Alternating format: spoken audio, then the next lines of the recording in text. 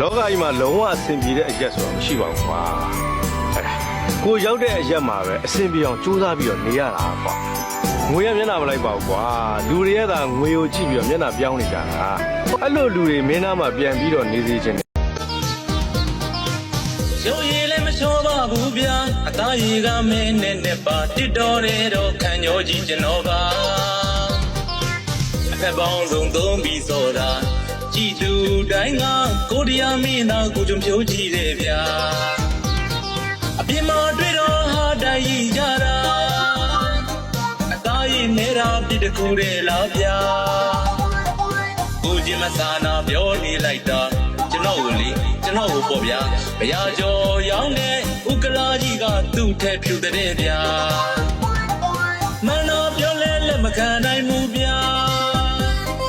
ညိုကျော်လေးမုံစိတ်အားလည်းမငယ်ပါကိုပေါ်ဝေးရဲ့တချင်းတွေကလူပြန်ပြောလိုက်မယ်ကျုပ်သားမဲတဲ့လောက်ကျုပ်အသေးကဖြူနေ